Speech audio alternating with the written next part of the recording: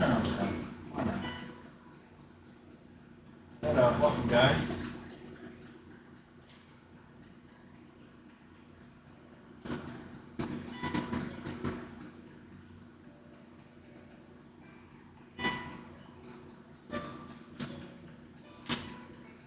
It's a more saturated, warm blue. So when you guys are dealing with color, blue color and any color can be cool or warm, and it could be in between. So this is, if you look at it, to start to apply it, you guys look closely. When I say warm, what do I mean? It's blue. Isn't blue supposed to be cool? No. So every color has a temperature, a saturation, okay, and a hue. So the hue means it's just the color blue, right? The saturation level is how rich, how vibrant the color is. And then we got the temperature, which is how hot or cold, how warm or cool the color is. So I would say this is a warm, pretty saturated blue. Light, the baby blue, blue frank. This is a little more cooler than this one, which is warm. Just a little thing to know. Or you know.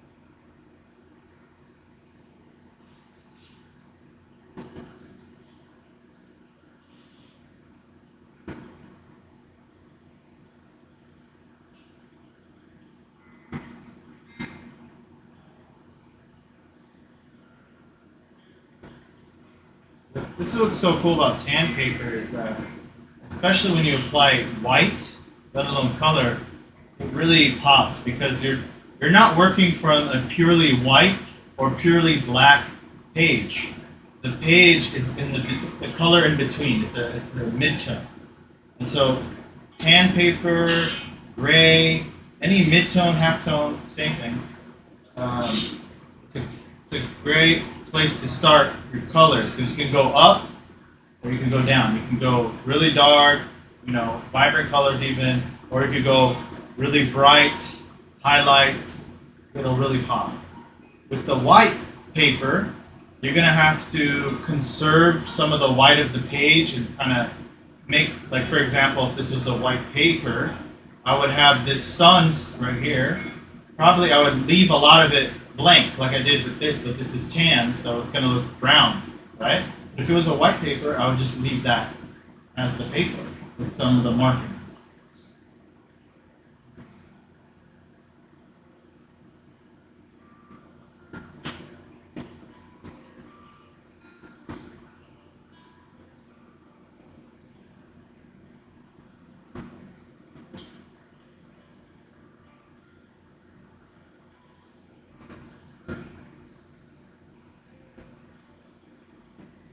So I actually like to use Prismacolor and Copics.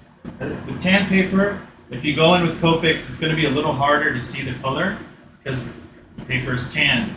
Or if it's gray.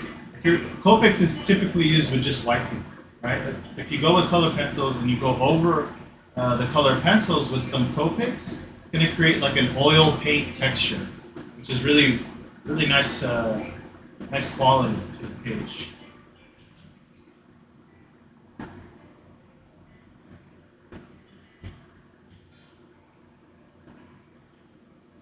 Show you guys. So we'll just do the sky real quick. And because I'm going to do that, I don't actually need to apply too much of the color. I just kind of need to put it down.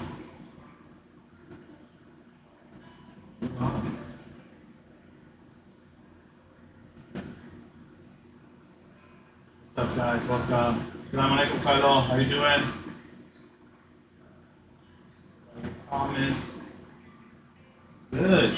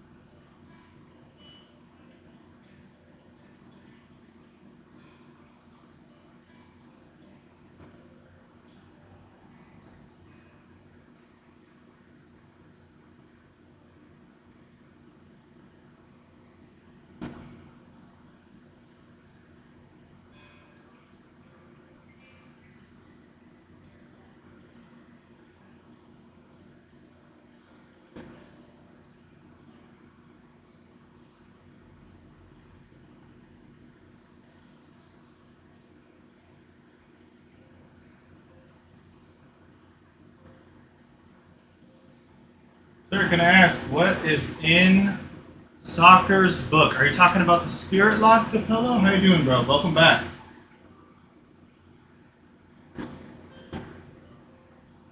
Talking about that book he always has with him?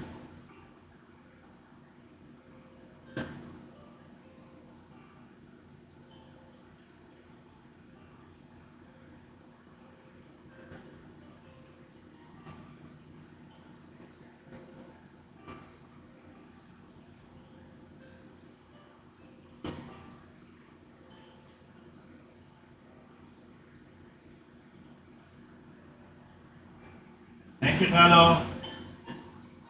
So how things are happening. Yeah, creating nonstop. When it comes to like the publisher stuff, I'm creating the things, all the fixes I need to make, and not really fixes, just because they didn't really tell me like I need to fix them. They wanted a storyline. I gave them a pitch book, so they wanted more than just the concepts and the ideas. They wanted a chapter, and they were only able to read a little bit. So I'm going to send them this. This is a part of the next thing I'm going to have to do. These are the pages for the chapter. And I already have it all written out, and I'm drawing it and inking it. Inshallah, I'll finish soon. But this is a part of that open source comic idea I told you about, Khalo. Basically, in the open source comic, what's going to happen is every saga, or if you could think about it like TV shows, every season, there's going to be a book with all the concepts related to that season, with secret information, extra information for more interested fans. And essentially, that book is called a data book. It's going to be a way for the people who are fans that want to create in the story world as a rule book for them to use to make sure that they're within the realm of the story, right? That they're not adding completely new things that will throw off the story. So this is a part of that. This is also fleshing out the concepts and different things. So this is an environment concept art. The other day I did some character concept art. And there's a whole list of things I gotta get done. So inshallah I'll get it done soon.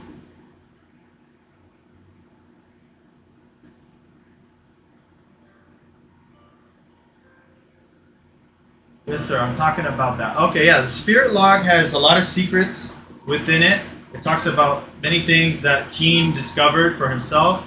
It has communication between him and his superior, which I can't talk too much about, but it has a lot of secrets in there about the new world, about the cloud, about the true history, about just a lot of things. So, unfortunately, until you read the story, it would be pointless for me to explain it, and I don't want to spoil anything. But it talks about a lot of things, and it's the things that Keen, Soccer's older brother, learned firsthand and made sure to take note of and to preserve it. And then when it fell into Soccer's hands, right, and now he's got those secrets, he doesn't have the life experience to understand that, but he can utilize that because he's trying to find where his brother went. Why did he leave him this book? What's going on, right? So it becomes a tool to kind of give the main character a little bit more information than the audience, and even some of his superiors within the story at the very beginning, and gives us like another layer of the story world. So while we're dealing with the nitty gritty of the fairy tale citizens having to blend into human society, that's just one level. There's another level of secrets where you have these beings who, if they're interested in your soul, you can see them and they will actually make a deal with you. These beings known as soul merchants. And the spirit log, it talks a little bit about those guys, right? And so Soccer, he has a little bit of a heads up of what the heck is going on. So, but he doesn't have a full grasp of it. And it's his job, basically, to go through his life experience through the new world to start to piece things together and try to figure out who he is, right?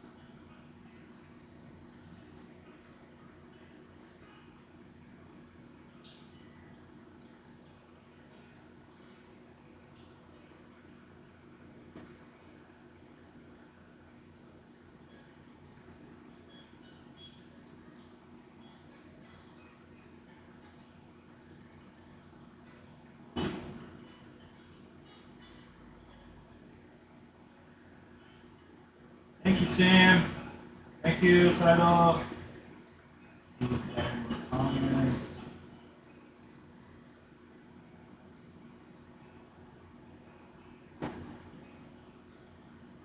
What up, Alex?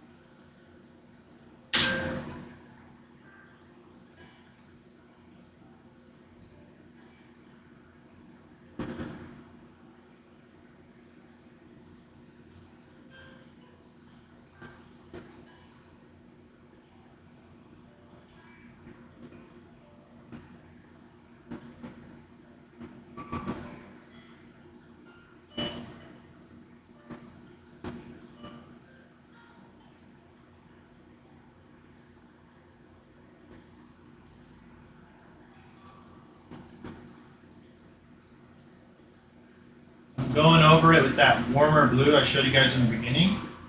Kind of want to create some variation in the color. It's not just one color.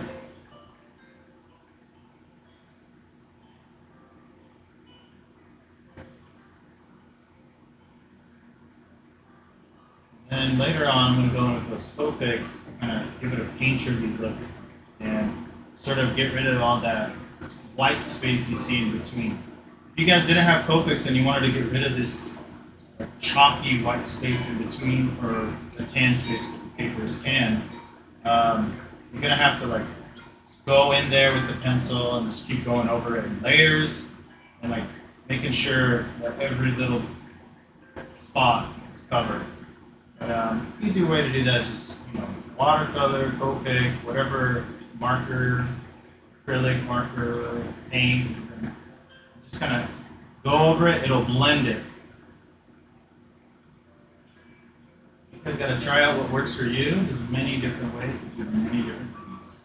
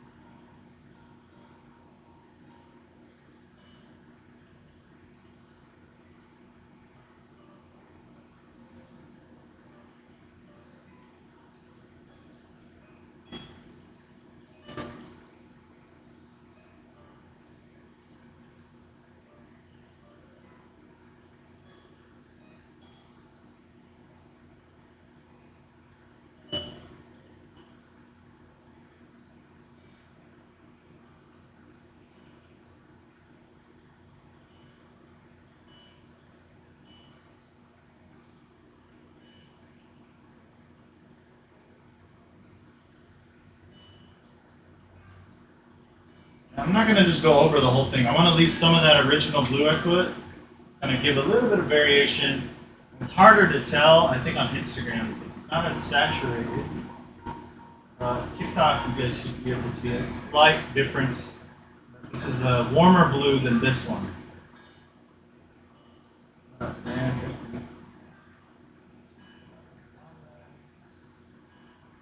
Well, thank you, Philo.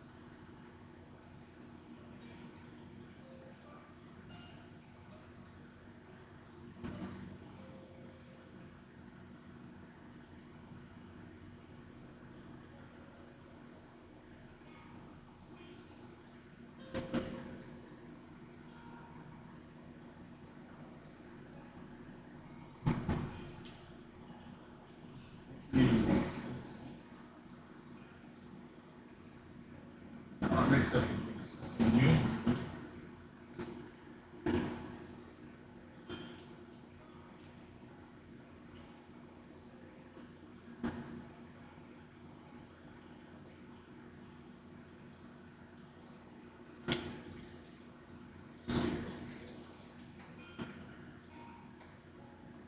Light blue,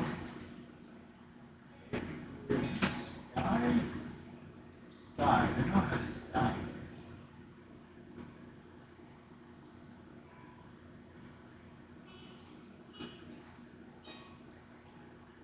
Sky.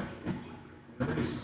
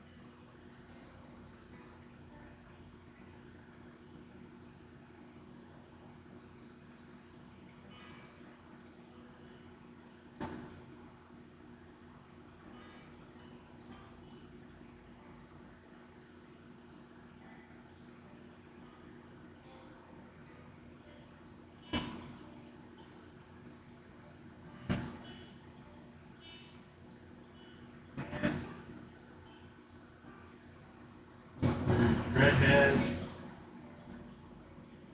Everybody else.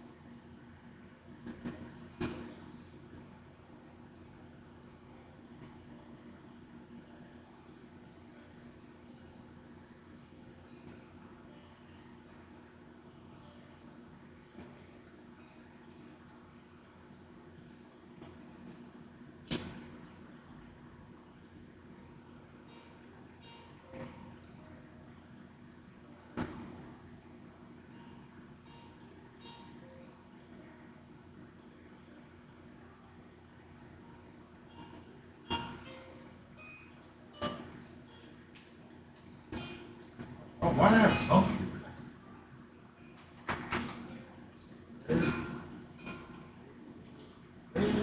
Let's see.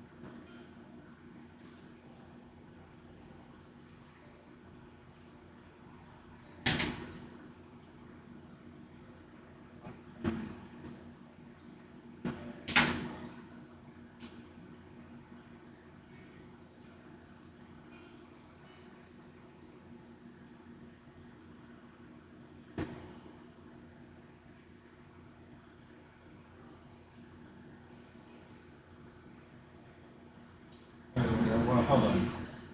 I got the wrong cap on this. So is this not true? No. Yeah, it is. I think it is light blue. Light blue here, but this is smoky. What? Ah, the hell? Why are these mixed up?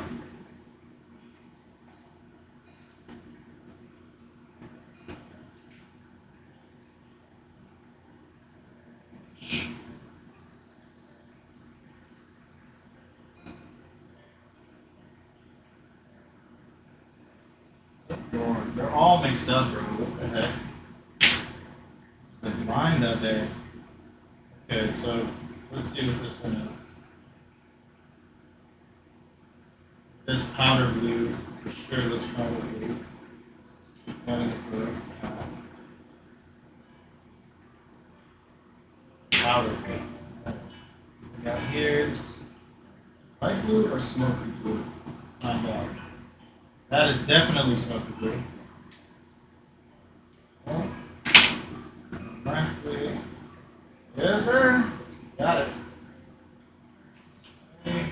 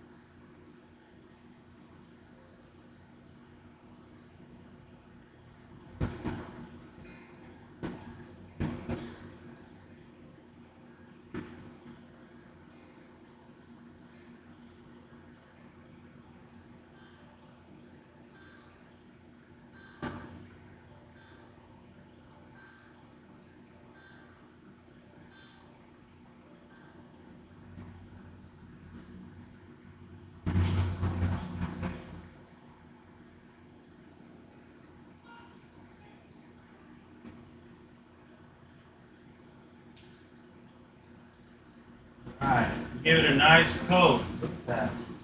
We had a lot of little spots. We still do a little bit because we put this baby blue, which isn't really saturated. It's pretty light. That's okay. It kind of fades out. I like that.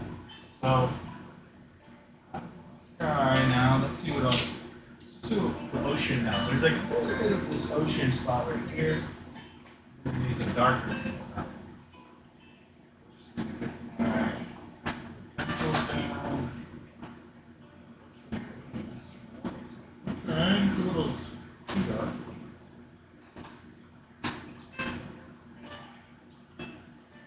Always keep scratch paper on hand. In this case, because I'm using Prismacolor, it doesn't matter as long as it's paper. But if I was using the Copic, where's the tan scratch paper? If I was using the Copic marker, difference. That's the color on white. You can see, oh, you can't even see it. So that's the color on the white paper. And look at it on the tan paper. Right? It's a little more brown. If I did it with, let's say, let's try this dark pink. Right? How it looks like on white. See how it's got that warm tone underneath? It changes the color. So this is the color pure in its purity, and then this is with the mid-tone of the tan paper. So you want to, if you're checking color, use this, and when you're using Copics, use the same type of paper. But if you're using Prismacolor, it'll be the same regardless.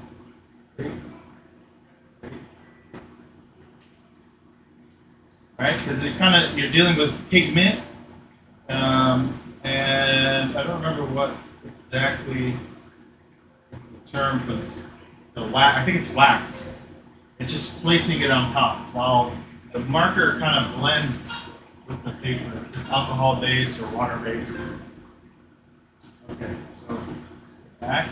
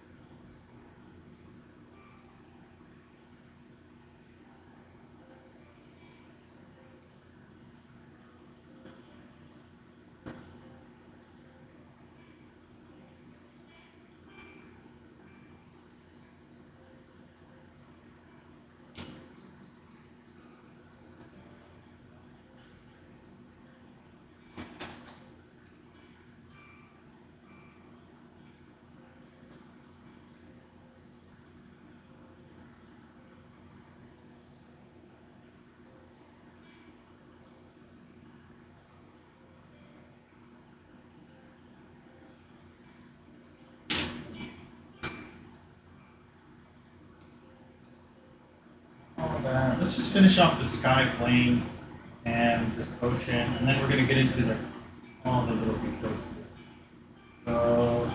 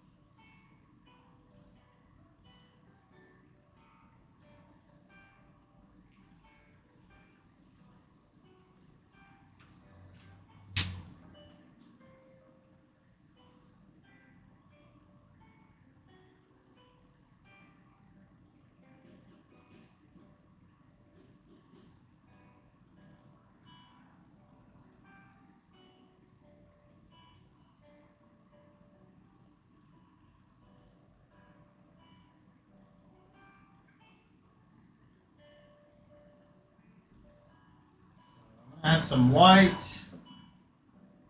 Pencil. We're gonna do a lot more later to make this sun really brilliant and bright. Right now I'm gonna do just some white in that area. And make sure I get rid of all that tan from the paper. So to use this as like a base. And so this is gonna be our dullest white for the sun, and then we're gonna have a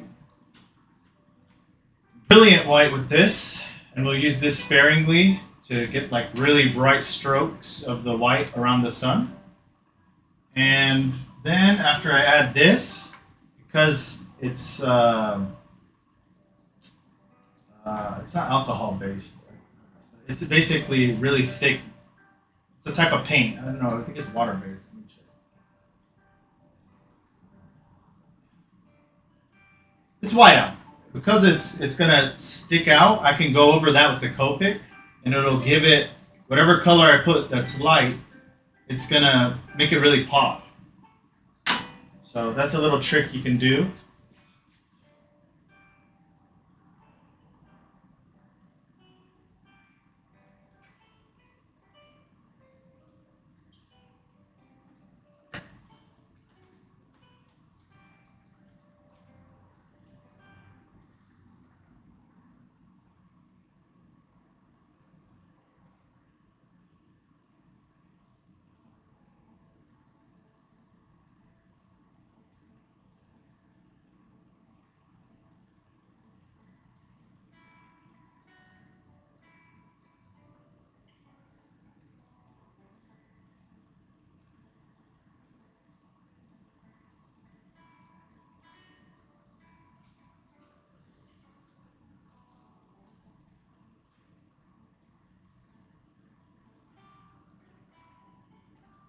See how it's really faint, and it gives this sort of transparent glaze over the image.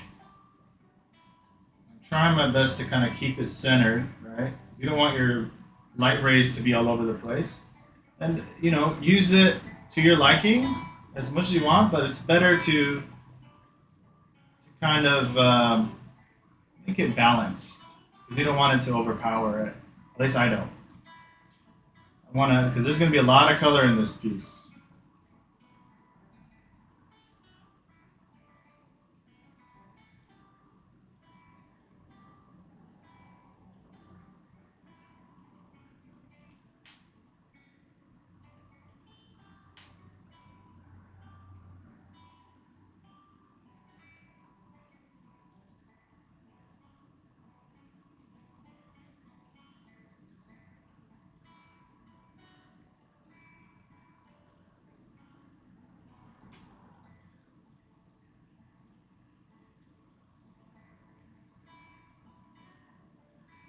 I'm going to think about that light hitting the ocean, right?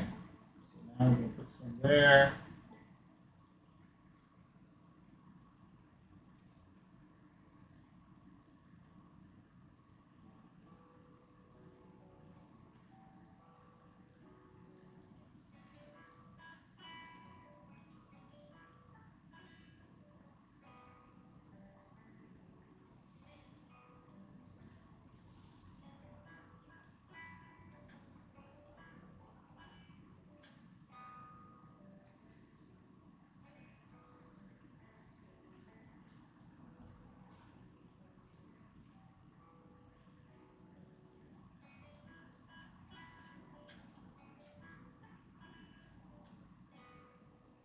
Have these little light shimmers right here that are coming from the sun. I'm thinking about that.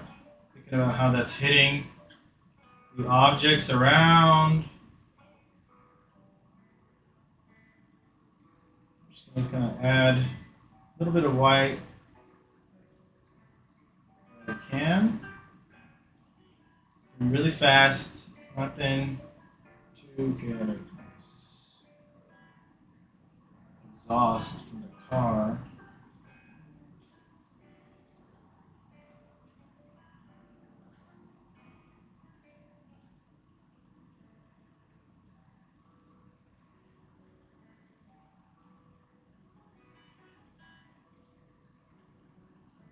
All right.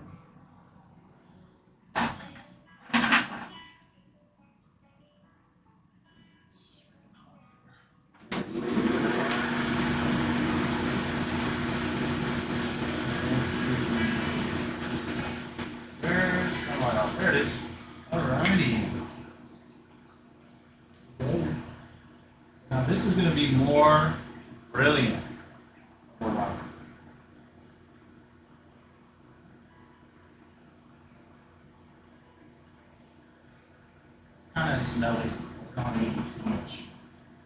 Copics smell too, guys. You should have the window open if you guys are using Copics. Any alcohol-based markers, whiteout, have some airflow in your room or studio. You see how it creates these really sharp, bright rays?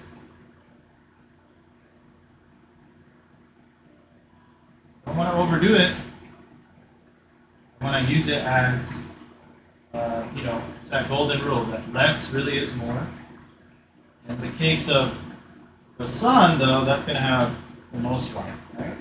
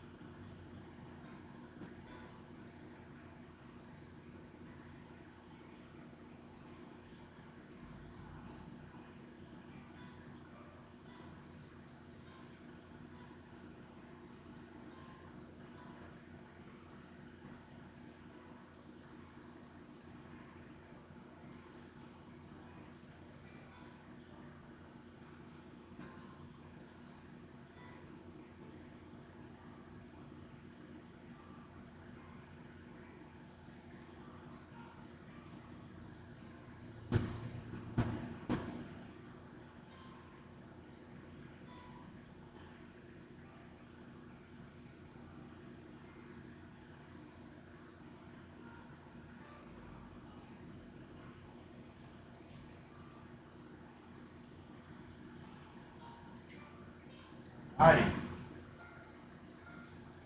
So now we got that whiteout down. Now let's see.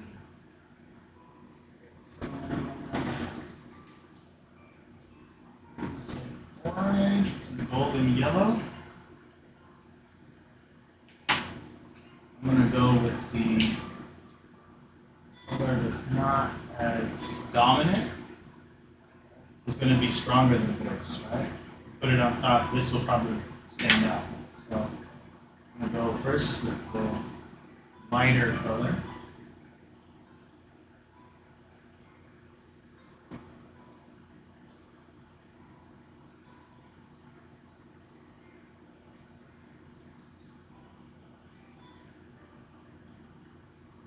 Have to make all of them colored, all the rays.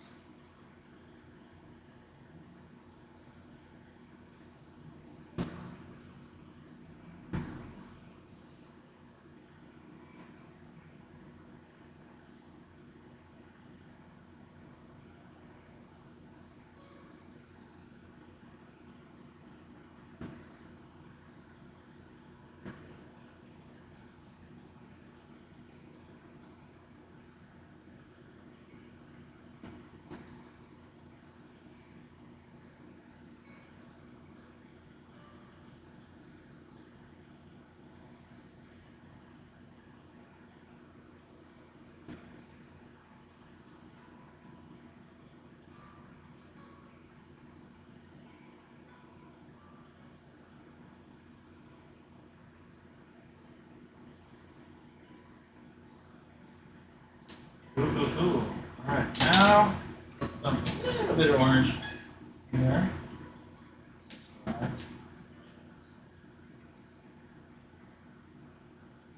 Just a little bit, right? So I'm gonna hit it from the outside.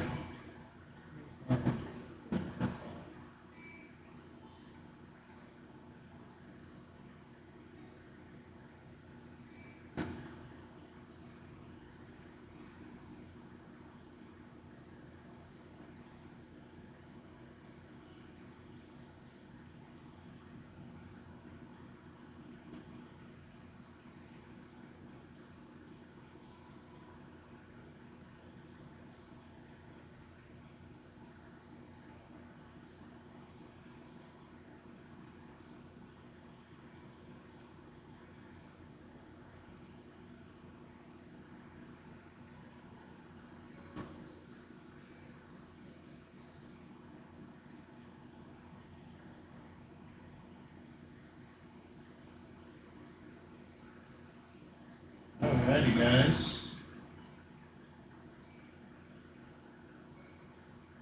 Good, really good.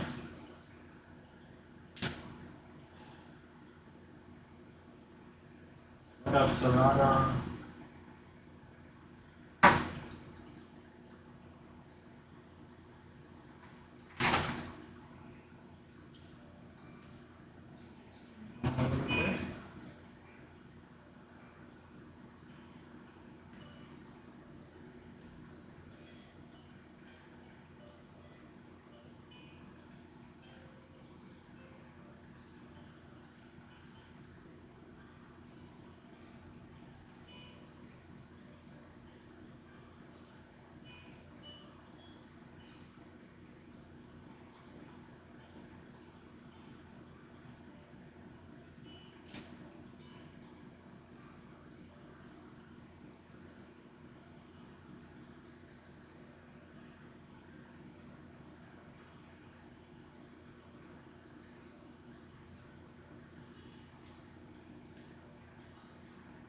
Okay, now let's get to the rest of the picture. So any more parts of the picture that are going to be one color that I can just knock out? Well, this is in the street, so if this is on the street, usually it's going to be black. But I can't use too dark black because then it'll overwhelm it and it'll mess up the visual. Just like you'll have a hard time differentiating. So we got to use a lighter, maybe a darker gray or something. So let's see here.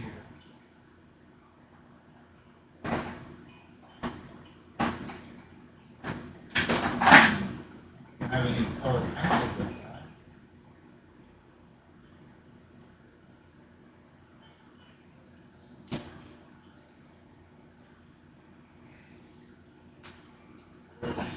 A little purplish. I don't mind it. We can use that.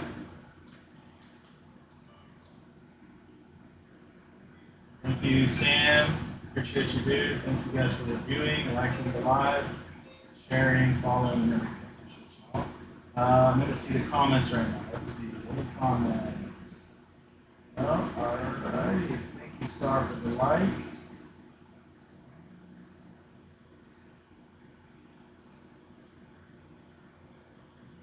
Good. And welcome, Charles. Let's keep going.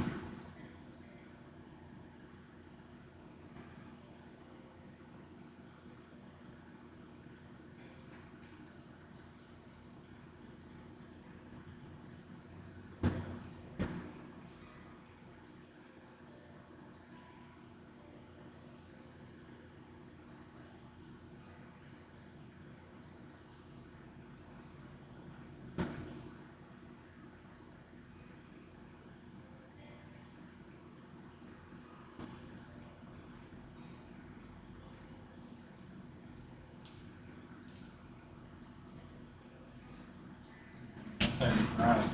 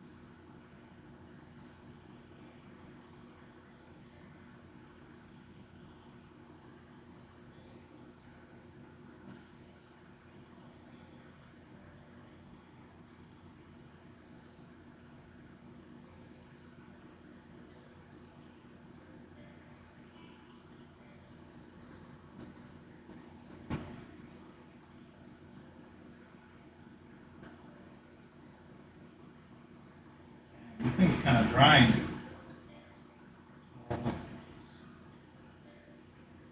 Oh, gray. Maybe that'll be close to it.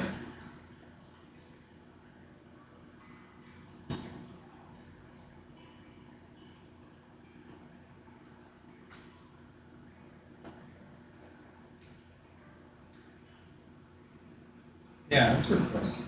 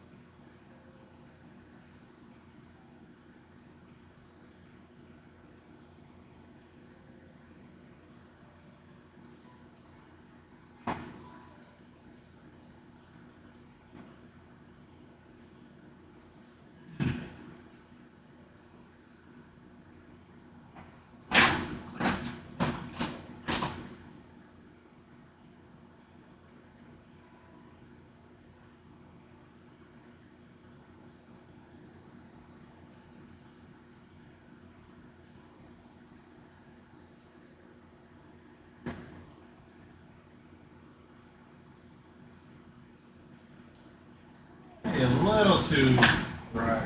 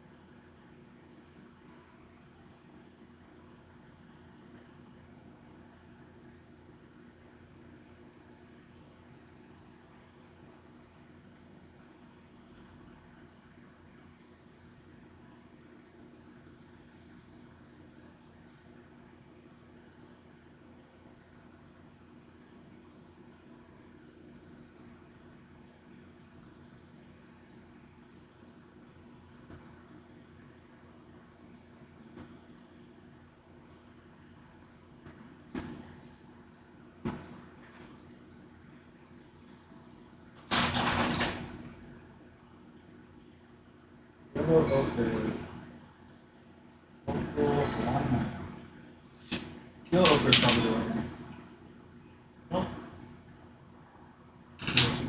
This is look what she got.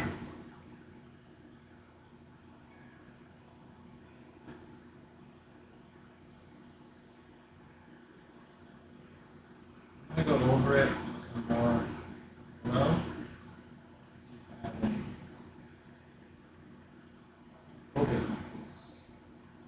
So after I apply this pencil, color pencil.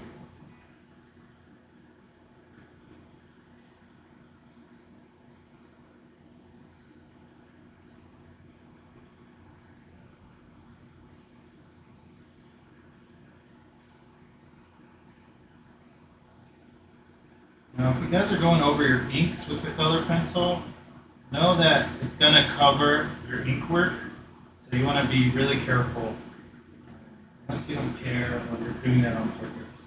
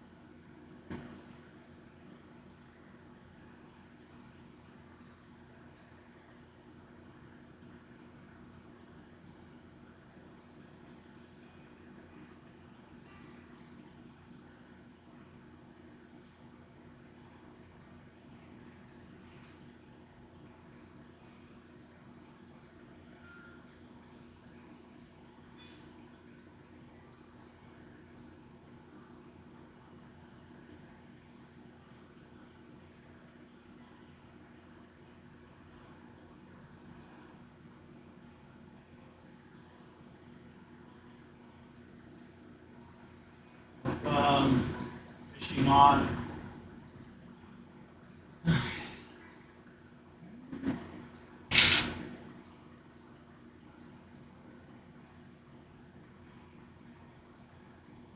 Acid yellow is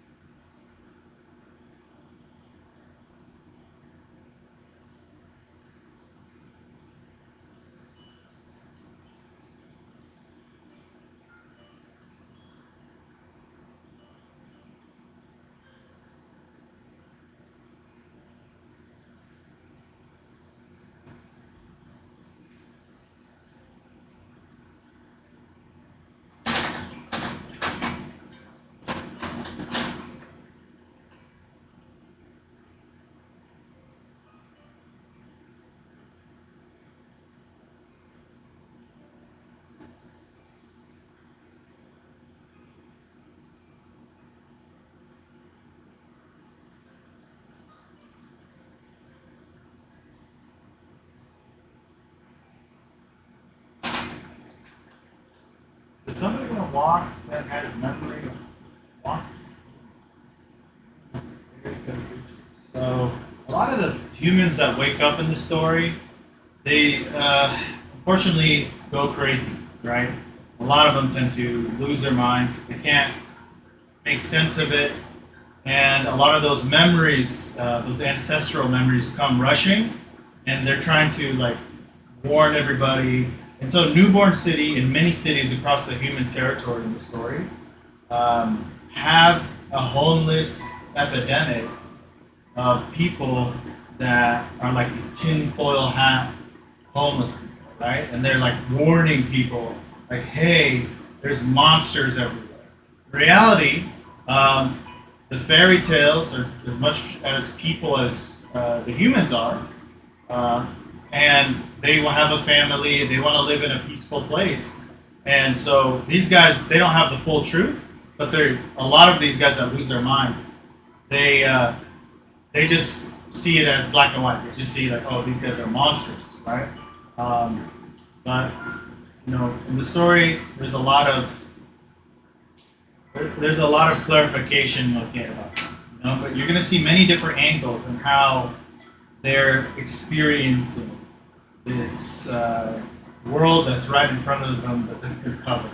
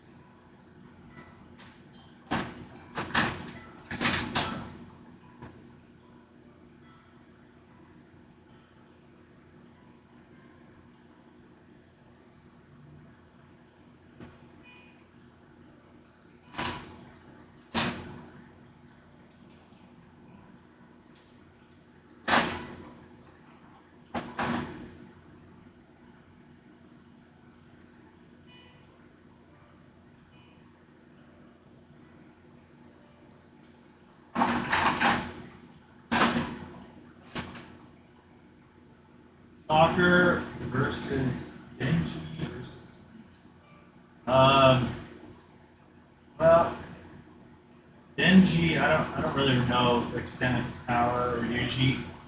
I would put money on soccer because he essentially has the power of death and time, space, and so many other things that relate to his internal issue, which is he has no idea who he is. He has no memory. And where he was found was in this place where it was like a tragic event where all these people have been impaled by scythes, and this giant scythe sticking out of the ground, and these people who seem like innocent villagers been killed, and they're turned to skeletal corpses. And you know, he thinks he's a monster. So the story deals, it's called demonation because it's this idea that when you demonize a group to make you believe in monsters, it's actually a tool to manipulate the masses. Denji, I don't know what is his extent of his power. He has chainsaws. How far does that go? Yuji, I'm not sure what his powers are, but I'm pretty sure that you know they're not going to have an easy time dealing with the main character. He's not in this picture, by the way, for other viewers. He's not here, but you can check out my page and you'll see a purple hair character holding the world in his palms.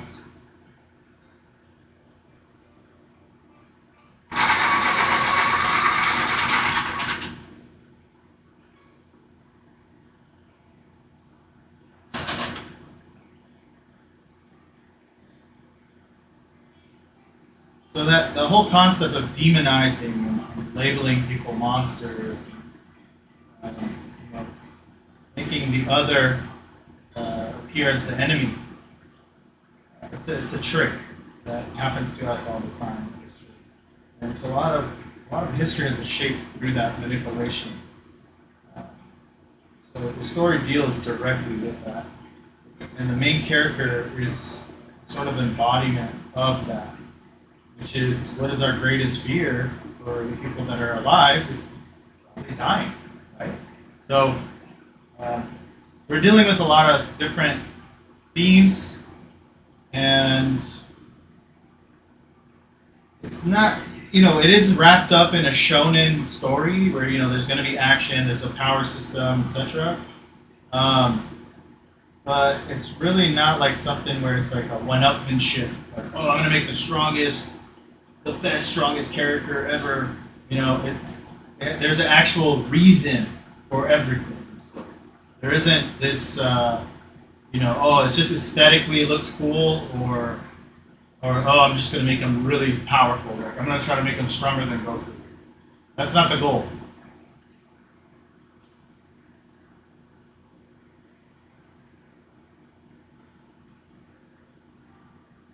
But he probably is.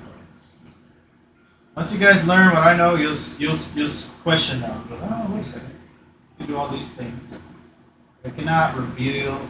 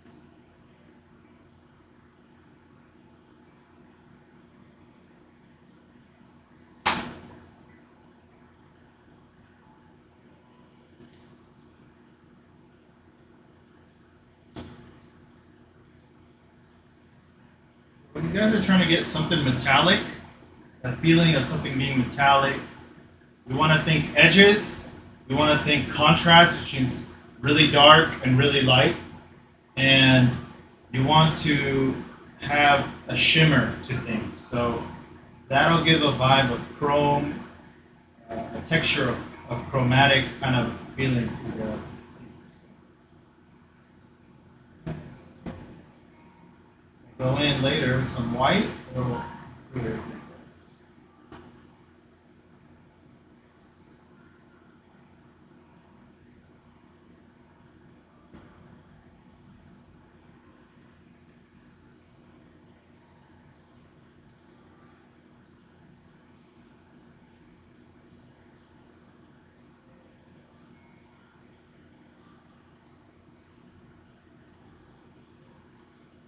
See how I'm making that darker, these reds?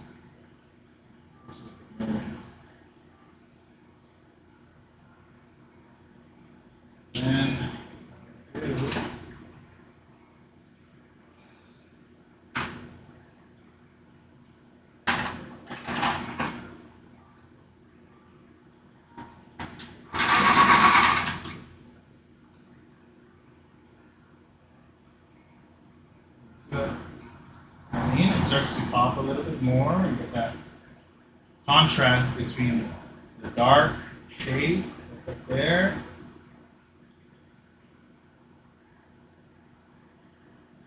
And if I go in with something even more brighter, I don't have to. Pop more.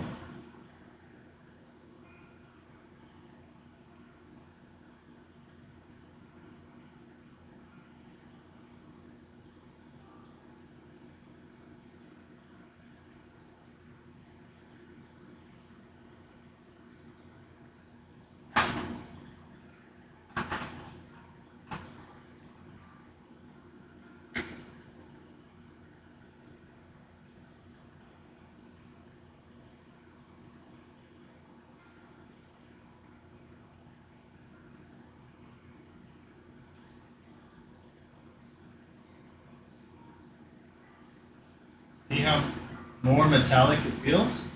If I go in with a dark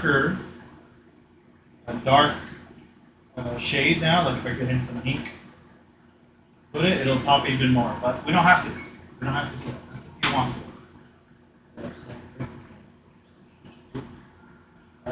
Yeah, so soccer is benchy, soccer takes them all out.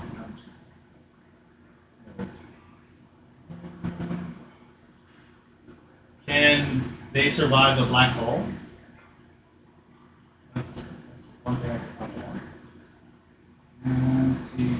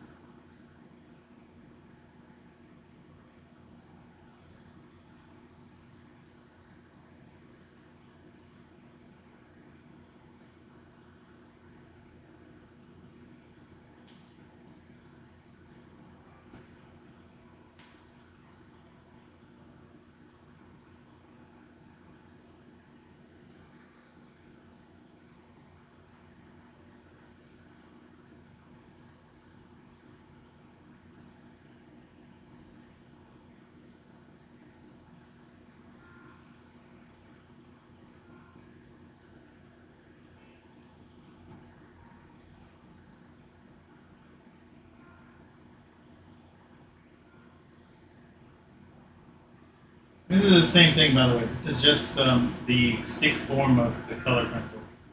I just used it because it's right next to me. Just trying to get more coverage. These are quicker. You can use these to quickly put everything down.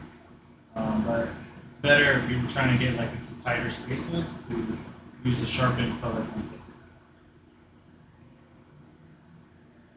And these are good because you can actually do the quick slap of color. Just go like that. This is kind of a tiny space, so I can really do that. Always sharpen this. It's just better to use color pencils for tighter spaces. Just kind of place the direction of the tree.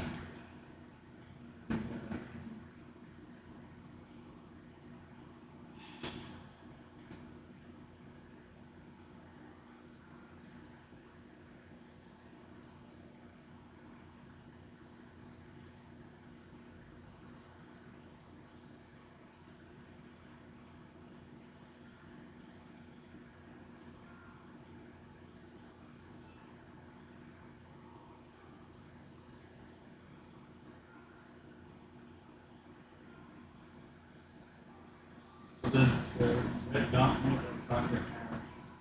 Oh, it's not a red gauntlet. That's actually his power manifesting, and you can see like there's a skeletal type hand that he has. That is just kind of a design, an aesthetic for that deathly power you can tap into. But it's not just like decay or something like that, right? There's more layers to it. Like I said, like, that power is the same power that can create black holes. It can do a lot of different things with time and space. And there's a lot of things. He's not supposed to be using that, and especially in the new world, right? Because that's very deadly. So he's got to kind of hold back on that. And, when you get into the story, you'll understand how he gets limited and how he has to be very careful.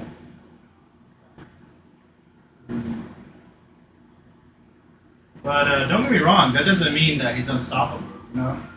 Like you can have a crazy broken power, but if you don't have a sense of the way to use ghost arts and fighting and what to watch out for, there's many hack abilities. There's many like hack abilities, meaning like things that could sort of cut through that crazy power through a special ability.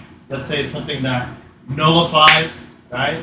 So there's a ghost art that's called Nullify, where you can literally turn a calling off, right? Or turn these kinds of powers off. So there's another thing where you have regeneration. So yeah, go ahead and use your black hole on me. I literally have a ghost art that I can regenerate my whole body. So there's this tug of war that's going on. It's not just like, oh, he's crazy OP. Within his world, that power is broken and it's scary. But if you're a skilled technician, you're able to use different ghost arts, and you're able to fight really well and use your intelligence, you can use that power against them. You can do so many things.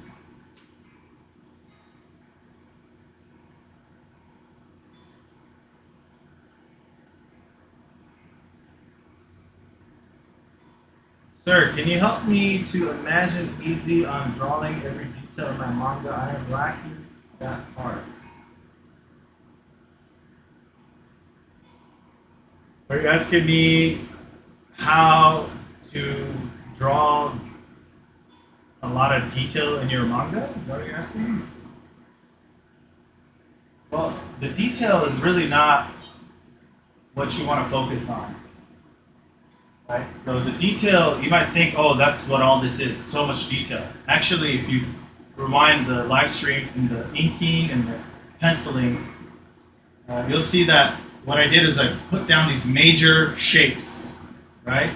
So think of them like cereal boxes, right? One cereal box here, another one here, another one here, another one here, right? I started to figure out where everything is placed that's where most of the work was done. After that, this texturing of like the bricks or the texture of the tree or these details, this was really fast, right? It was done pretty quick because once I had the substance, the shape, the form of the characters, the environment, the different elements, right? The rest of it was like a cherry on top, right? It's not the whole sundae ice cream. The detail is really just the cherry on top. It's the last thing. So don't get overwhelmed. Just understand that what matters most is the form and the placement.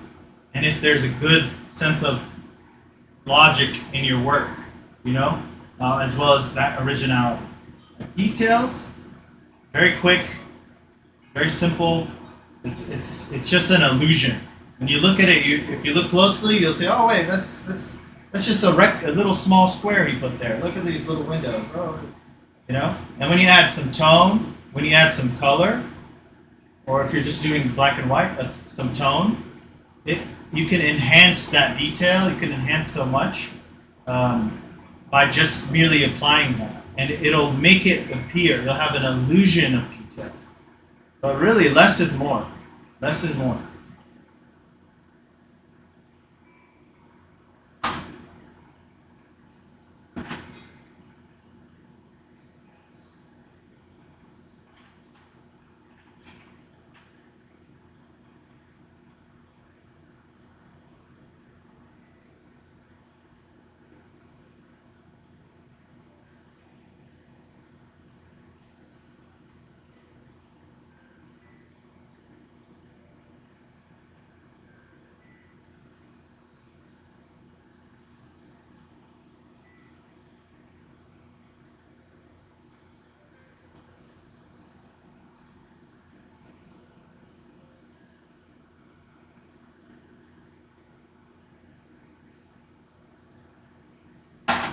What happens if you fuse the arm and the blade into one? Powerful. We're talking about his scythe, that he could create his arm into a scythe or whatever. I'll tell you this. So later on in one of the arcs in the Human Territory Saga, the first season of the first saga, he does an attack called Armageddon Scythe. And he does turn his arm into a scythe. Not when he was a kid. We're talking in the present timeline, when he's 16 years old, and he's actually like on the missions as a cloud agent. And he's able to defeat a certain enemy. Let me just say that. I don't want to say it's more than that, but he's able to definitely. It does enhance if it's a unique attack. It isn't so clear cut, like, oh yeah, if he shapes his arm in this scythe, then all of a sudden he has a stronger ability. It's not like that. It's more like it's an attack and it's an aesthetic to a degree, but there are cases where because he did that and he made it sort of special in a way, a special attack, it just adds to it. But it's not like, oh, he did 100 more damage than he would have if it was just an arm. Let's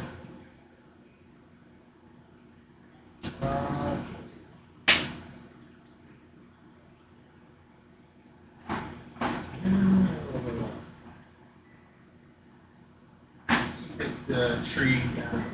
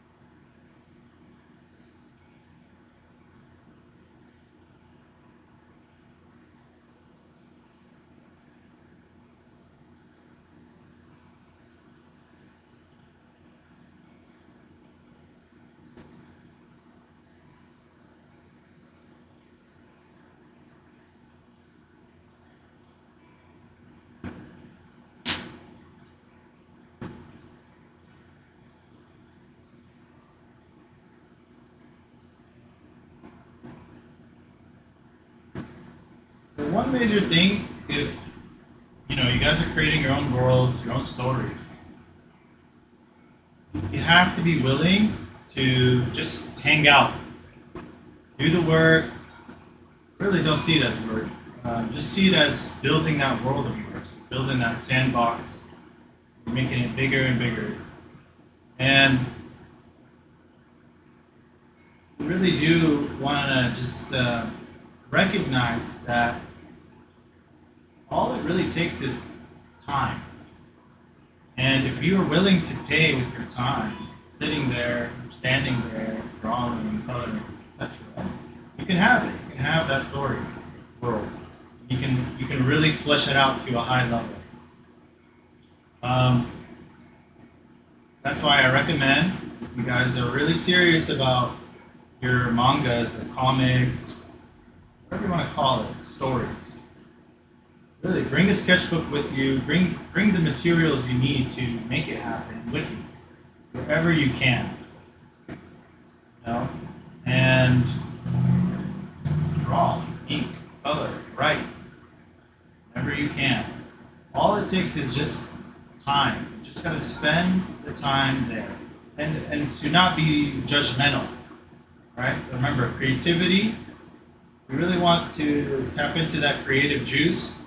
Judgment is the opposite of creativity. If you're being harsh on yourself because, I don't know, the way you drew this character doesn't look right or whatever, you have to learn to kind of let that harshness soften and really make it something that you enjoy. Make it something that you're excited to explore.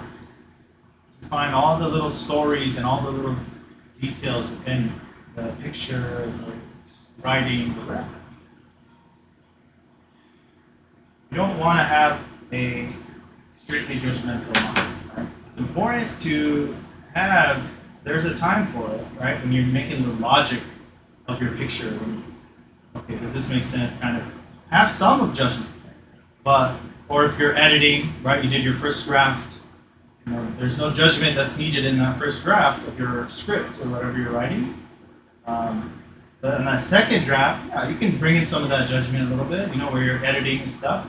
But if your language is negative in that you're deprecating yourself, you're hurting your feelings, you're putting yourself down, you're not doing it right. There's no need for that, right? Because this is just an innocent little page, and you're just trying to explore what you can do with that, right? What kind of world you can create. You shouldn't be thinking in terms of, oh, this is good and wrong, or this is right and bad, or you shouldn't be thinking too much in those terms, and then hurting yourself by doing that, right? You want to allow for a really optimistic curiosity, foster, and kind of have a sense of wonder of that story world you're creating. So enter your story world through the pages. Think about your story world, right? When you're sitting down, imagine. Write down some notes. Whenever you have an idea, write down some notes. Start collecting. But don't mistake that for the thing. Right? You still need to go and spend the time drawing, ink, pencil, writing, right? Creating this thing from the ground up. You need to, yeah. If you're not having fun, then there's something off, and you need to reflect. You need to think about that. It's not that it's not for you. If you feel a calling towards it, right, a creative art, okay, then you need to cherish that and actually allow yourself to create without judgment and not comparing yourself. Look at this character that I think is so cool. Man, I'll never be like that. Once you start opening that door, you start thinking like that, you're definitely going outside of the creative self. And now you're entering a place where it's all ego and it's all about showing off and, oh, I can't show this off and therefore, you don't want that, right? What we're doing is we're pulling things out of our imagination and we're saying, hey, look what I got. Look at this. Wow, what is this? Oh my God. Right? What we're not doing is flashing our cool art and saying, look what I created. Look, I can do better than you, right? It's not about that. It's It's never about them. For the peons, right? The ones who just consume and they don't care and they judge and they don't have any empathy, they're just mindlessly consuming. For these kinds of people, these sheep that are asleep in the world we live in, those, unfortunately, they're vibrating at a very low level where creativity isn't even an option for them because they choose to do the easy thing, which is to judge creatives, to judge creative works, to just put things in a box to live. So too much of that is bad, right? And actually, this kind of connects to the story itself. So within the story, there's three types of souls, right? There's creative souls, there's destructive souls, and there's preserver souls, right? These three are all necessary, and all three of these types exist within everybody's soul in the story. They'll exist in different percentages out of 100. Those who are high in destruction, oftentimes in the story, that translates to their personality as someone who's very analytical, very knowledge-driven, but might be a little too judgmental, right? Judgment, cutting, destroying, deciding, dissecting, deconstructing. Those who are more free and curious and looking around, excited to find and have a sense of wonder, oftentimes they're more high in creation, right? Because you're open, you're not committing to one thing, you want to see, you want to explore. And then those who are high in preservation or have a high preserver, ghost aura in their soul, they tend to be very balanced, very calm, very neutral, but tend to be very practical and follow the path, right? They're not so much trailblazers, but a lot of the time these people are absolutely necessary because they have a clear distinction between right and wrong, and what's fair and what's not, what's just, and so forth. So this is how the story, the power system within the story, not only is, each one of these have a unique access to different abilities, right? And that could combine with their unique power or their calling. It's also a reflection of their personality. And at least to the cloud, that secret world government, it's a very important percentage to figure out, that Trinity percent, creation, destruction, preservation, because for them, they believe they can measure everything and put everything in a classification in a box, especially the soul, which is there's a lot of arrogance in that. So, and because they essentially rule the new world, they think they get to decide. But authority is never the truth. Authority is merely a changing tide. It's constantly changing. Only real authority, obviously, is the source of all creation, right? God, right? Or whatever you believe in. It's just God. It's the original. But other than that, whenever somebody tries to be an authority, if they're overstepping their bounds, if they get a lot of hubris, right? They tend to become very quantitative based. And they begin to classify and judge and do this. And you don't want to be an artist who's a quantitative artist, right? You're thinking about how much I got, how much I did, how much did I show. You want to be qualitative, which means you got to actually spend that time. You got to cherish it. You got to explore. You got to see what is pulling at you, what is interesting. It's very personal and internal. It's much more internal than external. All these things, they're in my head before they're on the page. Doesn't mean that I have them exactly laid out, right? But I've synthesized my imagination to the tip of my pencil, right? And I'm going in and sketching it out. I've synthesized the two, so there's a communication happening. Judgment cuts that communication off. So this it's really important to recognize that. It's important to really want to be authentic, be your own, not just copying. It's okay, you want to do some fan art. I drew Naruto pictures when I was a kid, and I drew Bleach and Goku and Final Fantasy and Pokemon and all that stuff, right? Spider-Man. But at some point, you want to get curious about, well, what can I create? Oh, I wonder what I can. Oh, what's this? What's that? That's really the goal for people who are in this lane, right? Who are called to this.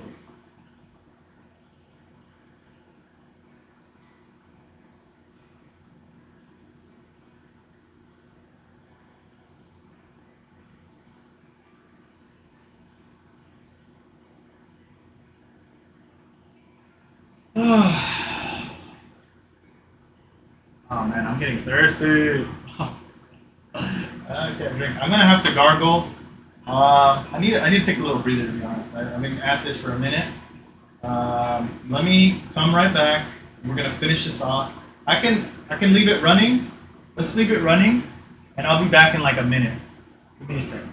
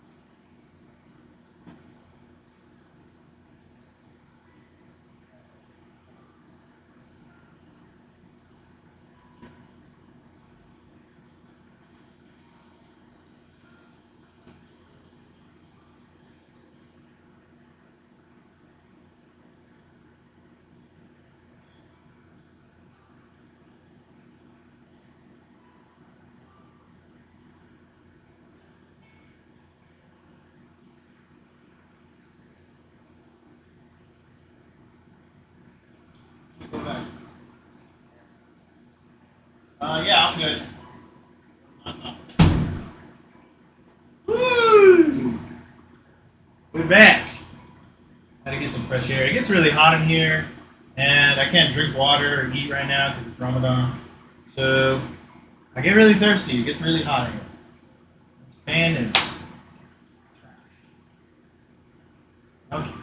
All right. Let's keep it going. Let's keep it going. Woo!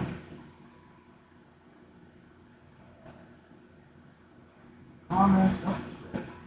Well, Jason, sir, are you telling me to relax my mind, to be able to imagine my manga, and be able to draw from my mind?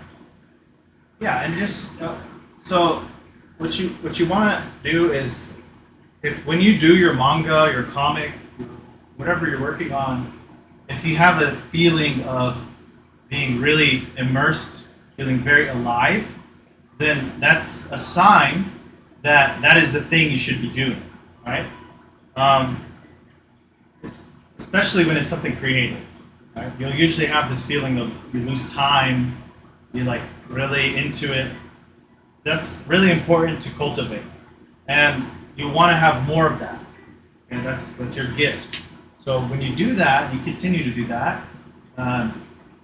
In the beginning, you'll think, oh, it's so hard, there's resistance, all this stuff, but the reality is you're making the resistance, or you're listening to this message of resistance, and you're ignoring the beauty and the excitement that you have to share, right? And so the way to get around that, really, is you need to find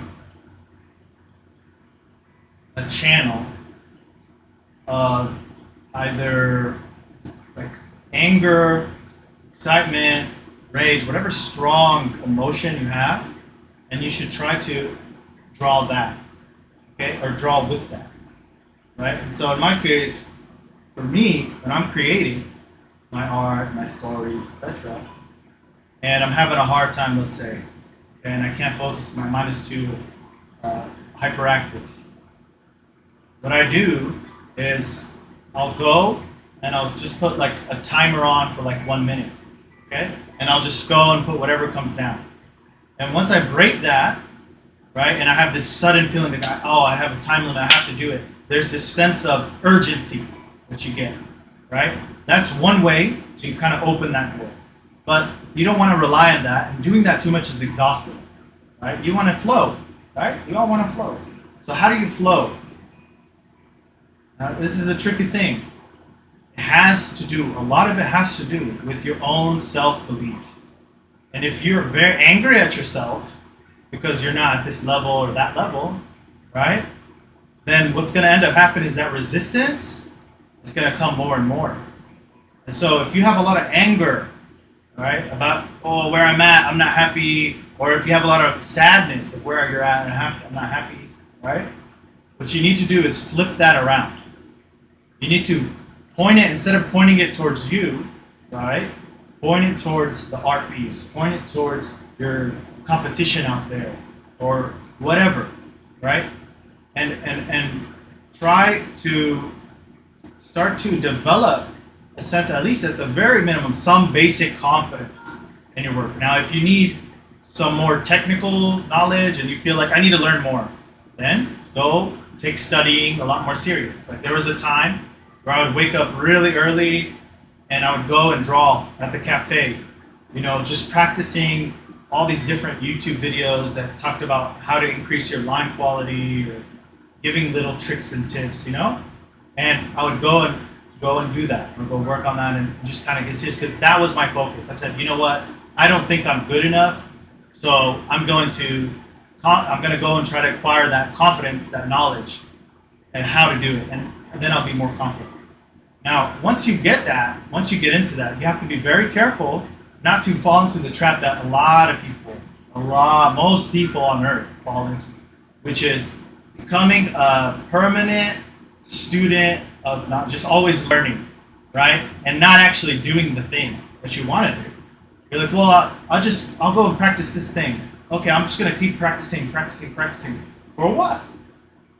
What you practice? Don't you have something you want to share? If that's your thing, yeah, okay. But if you're using it as a way to attack your manga and like finish it, it's not the way to do it. You need to work on the manga, and so you have to develop a confidence, right? First, yeah, it starts with skill, but don't get stuck in that, and don't be a blind follower, right, of your teachers or whatever. Don't idolize people too much. They're no smarter than you, dude. They're really not. You have to be willing to give yourself that gift of, hey, I am good enough, and I'm worthy to create my story world. I'm worthy to do my art. I'm worthy to write. Where is this idea that I'm unworthy? Where's that coming from? If you guys are religious, I'll tell you straight, it's really not coming from you.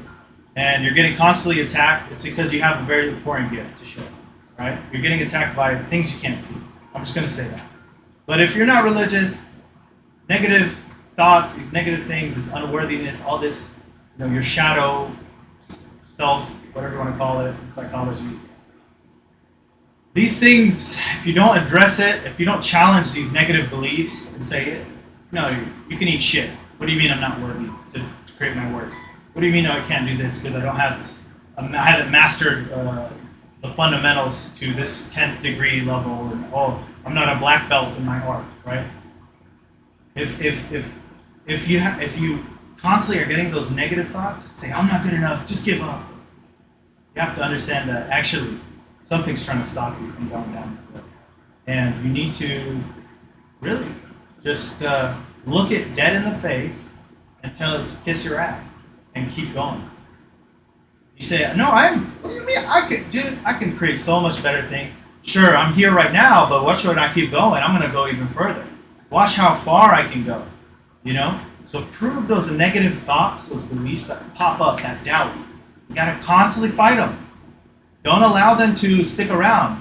They're not allowed to be around. That's like, think of it as it's eating your brain. You wouldn't want something to continue to eat your brain. You want to get rid of that thing, right? And so you gotta do that, and balance that obviously with reality. You don't want to delude yourself and I'm the greatest and I can do whatever, and then you never really create anything. It's all just talk, right? So you need to balance it out. You cannot have too much grandiosity, and you can't have too little, because there's not enough power in that. You need to be in that in between where you say, yeah, no, I am worthy. I can create, and I'm creating for a better purpose. I'm creating so I can inspire others, share a message, right? Share something I think is deep, etc. Right? And that's the right way to go about it. It's like you're no longer just thinking about how you're little old me. You're now realizing you're a part of something greater. You're part of something bigger. You have a role, and all of us have a role. We all have a calling, and there's so much. And so it's very important that when you feel that aliveness when you're creating, that you try to continue to do that. You try to follow that path, and you keep engaging with it. All it is just you spending the time there, and you're going to find those negative thoughts. The more time you spend there, they're going to go away. They're going to go by the wayside. Right? So I hope that helps you. So don't put yourself down. Never put yourself down when you're creating. Okay? And if you have people around you that are telling you you're not good, you're going to just give up, right? You don't have to cut them off if you're family, and you shouldn't. But what you need to understand is that those people, they're unfortunately the ones who believe that negative thought. Or if you're religious, they're the ones that listen to the devil, his whispers, right? So,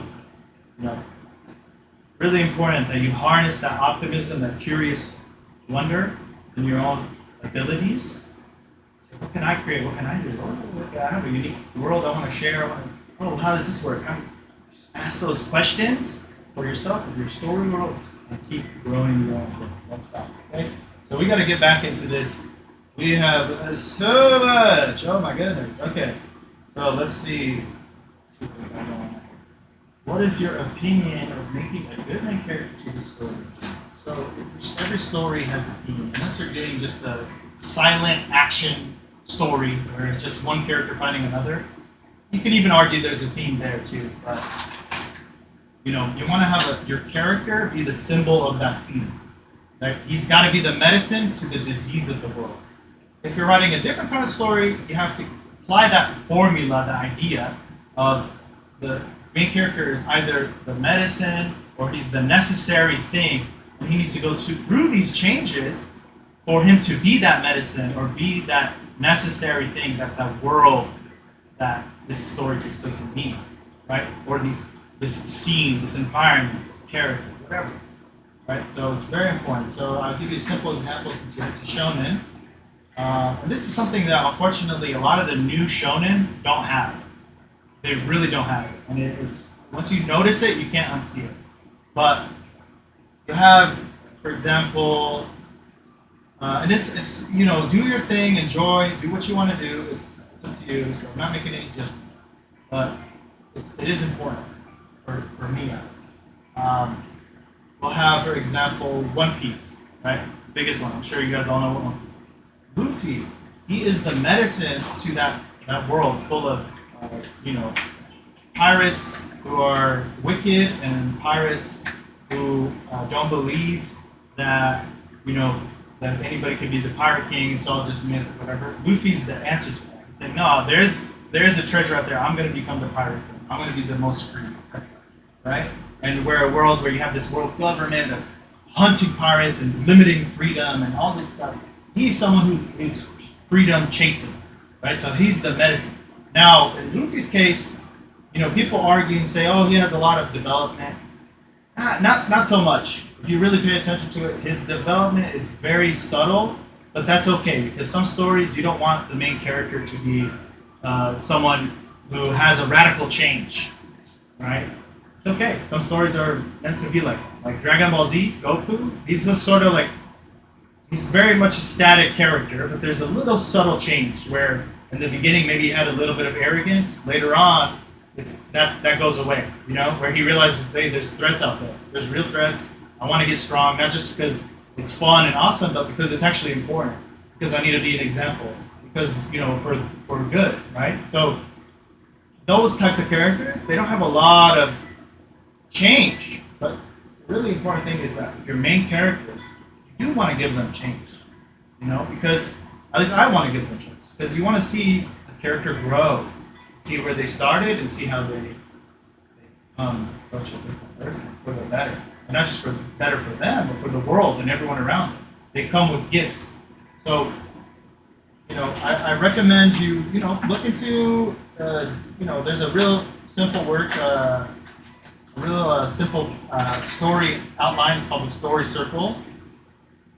It's about the hero's journey by Joseph Campbell, and it talks about how your main character is thrown into the chaos. There's a moment where he's thrown into the chaos of the world, and then he goes into the underworld and has to face those demons, and then he either comes out the other side with something new, or he doesn't come out at all, or whatever. Right? But usually if it's a hero story, he's going to come out the other side with conquering those demons, slaying those dragons, and so forth, and becoming someone new. There's a transformation there. You see these stories in all world scriptures, they have this concept as well. There's a transformation that's usually that occurs in the character's life. Whether it's just, you know, they've learned something new about themselves or they've actually transformed physically.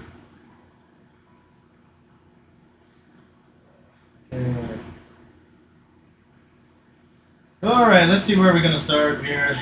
Okay, I want to get something with the, let's just get this sidewalk, all these sidewalk parts. Let's finish this off. And, when I was doing the weaves.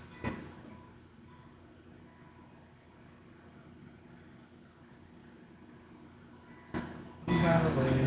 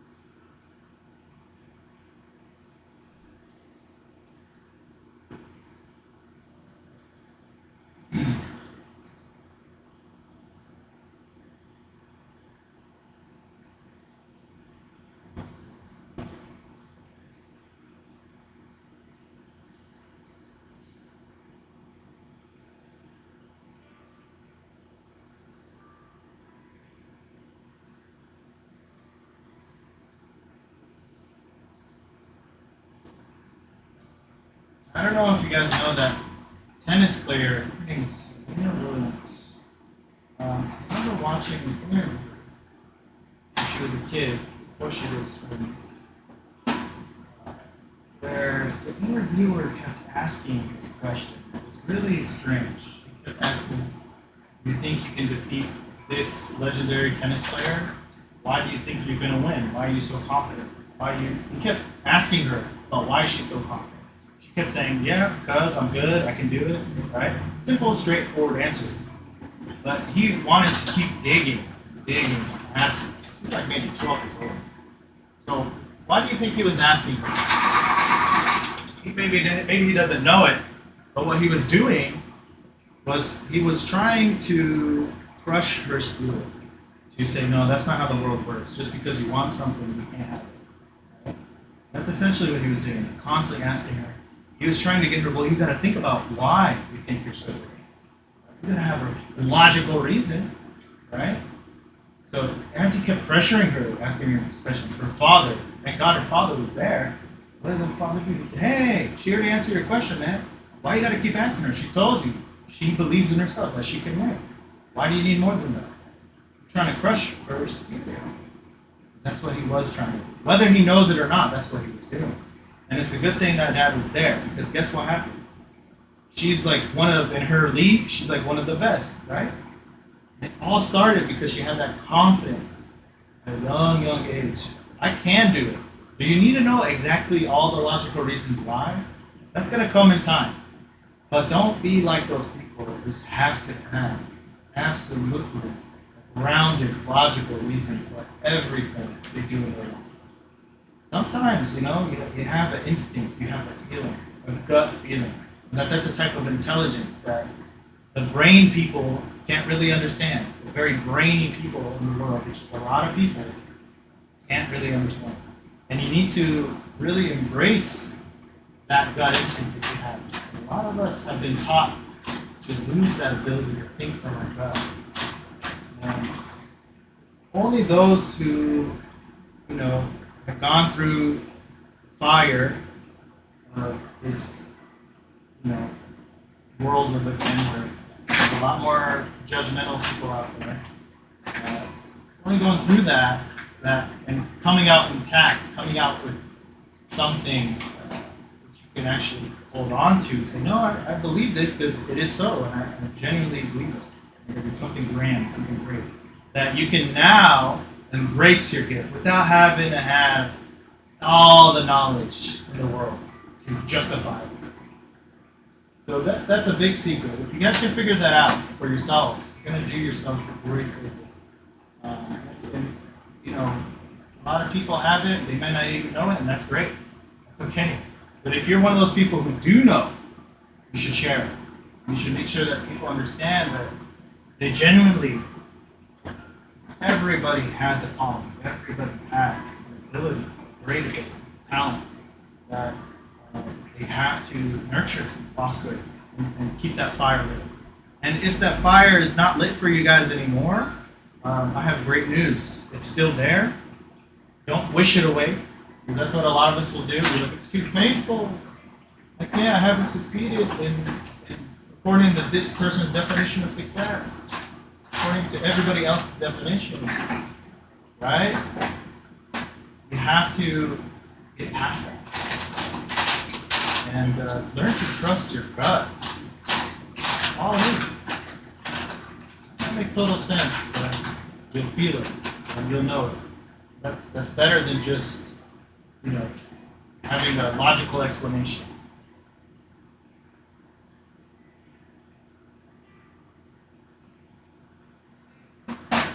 Thank you, Amethyst, for the light. Appreciate you. Okay. Yeah, I gotta do the sidewalk. Let's see, what color should the sidewalk be? We already got a gray, cool gray street.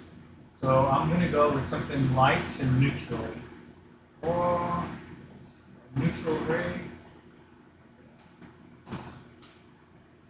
That's not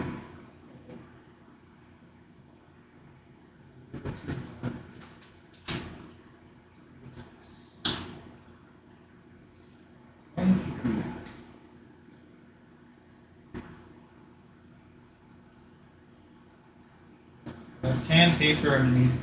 It's gonna give it a little bit of warmth anyways. So I want to make sure that this doesn't blend in with the side, the street. So I might have to darken out the street.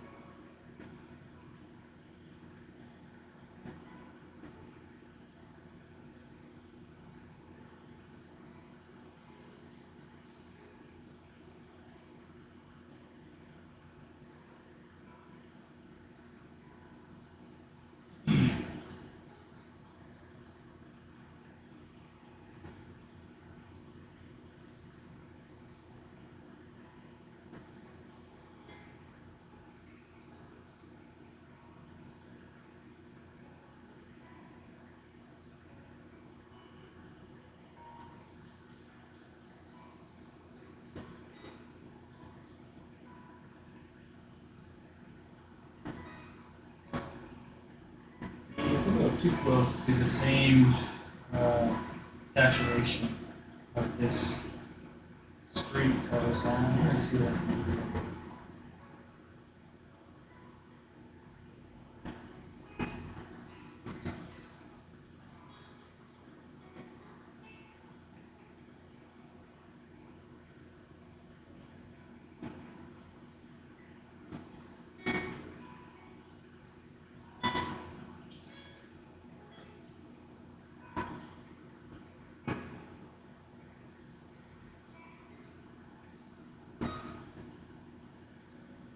It's the same intensity as this.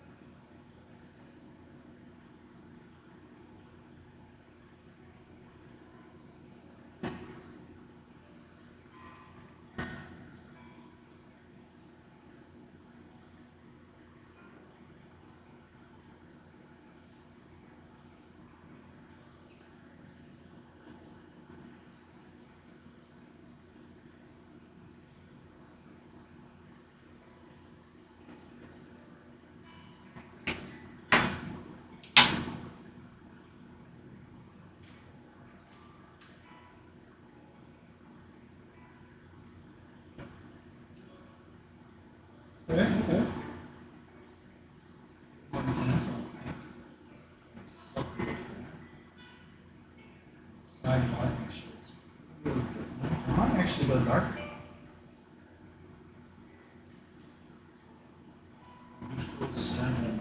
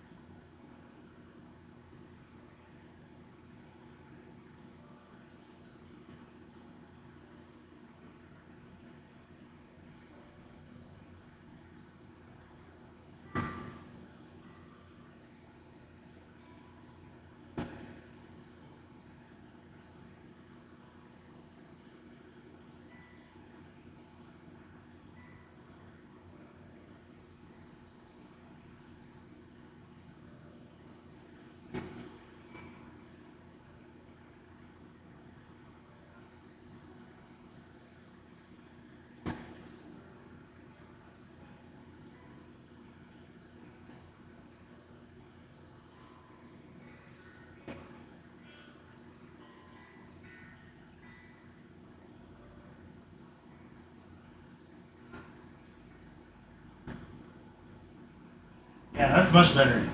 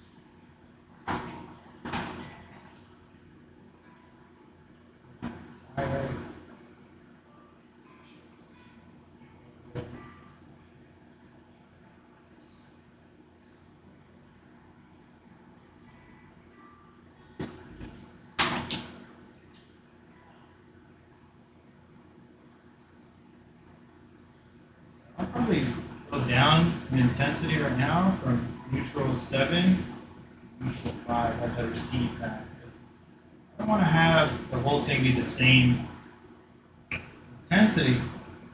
It's going to mess with that perception of the illusion of depth, right?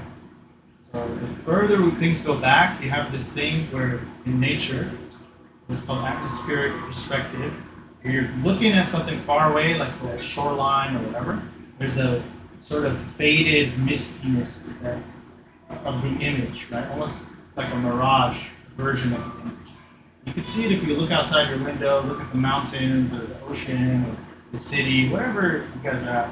You'll see that the further you look, the lighter and lighter faded the environment appears. Right? And it creates a sense of depth. And you can use that in your art. So I'm not going to use the same intensity all across. You'll have little glimpses, little spots of it, the rest of the street way. But I'm going to go and switch over to lesser intense M7 to M4.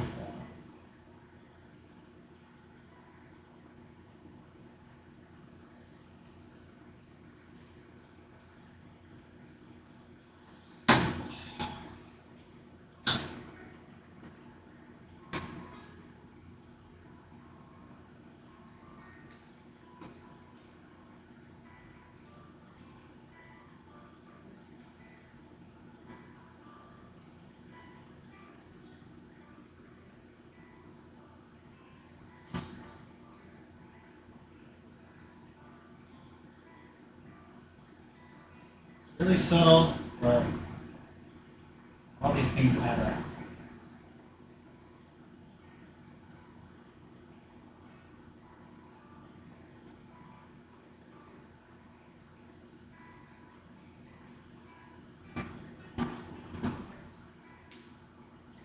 That.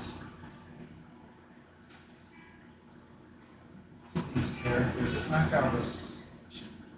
Just focus on the buildings, cars.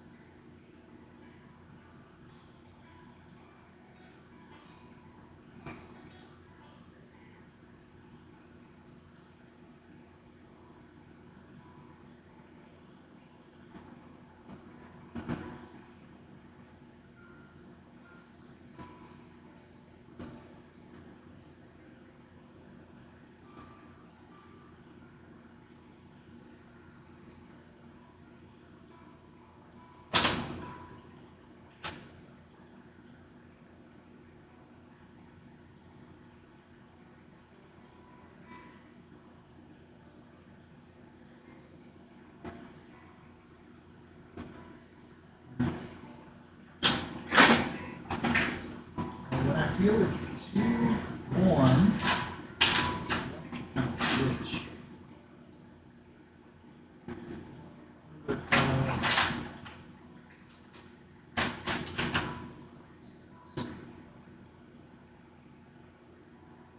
So dark, because all these are too light.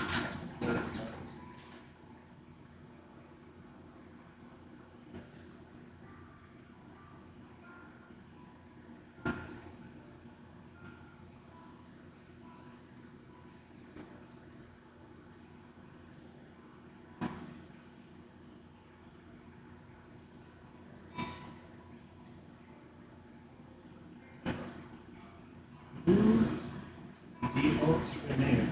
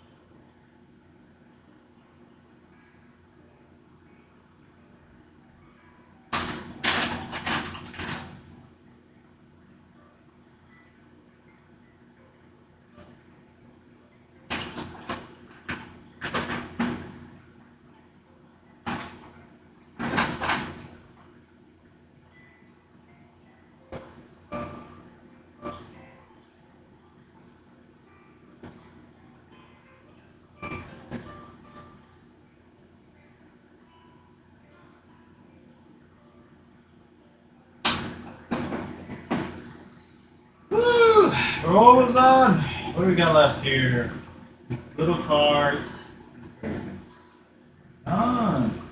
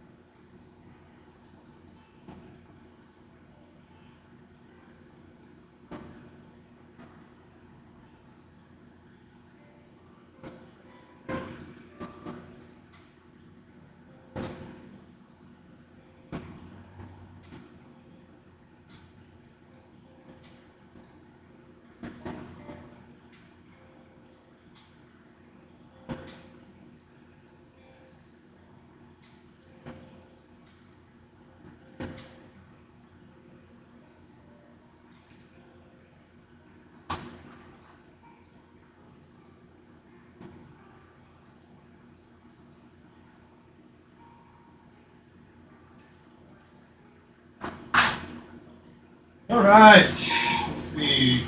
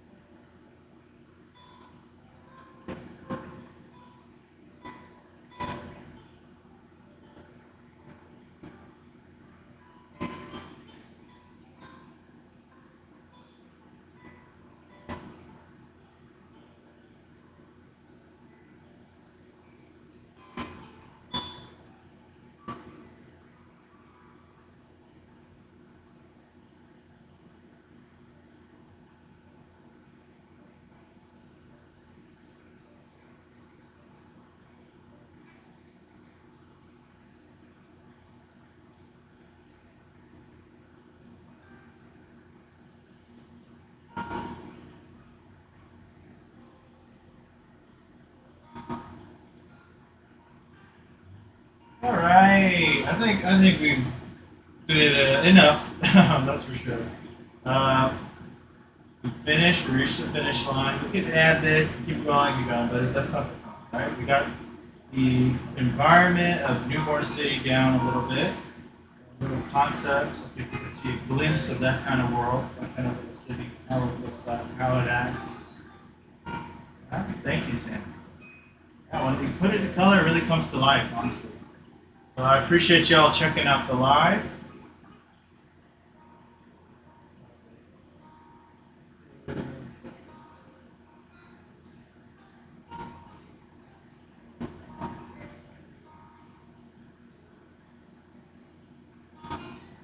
Wow.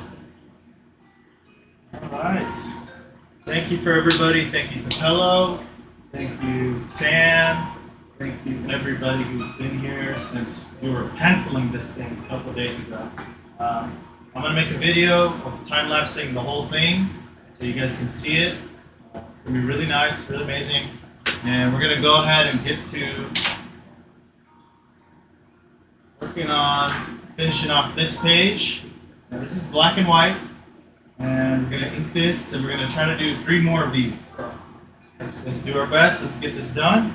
I'll be seeing you guys real soon, okay? Got to take a little breather, a little step away from the kitchen over here, and be back, okay? Have a good one.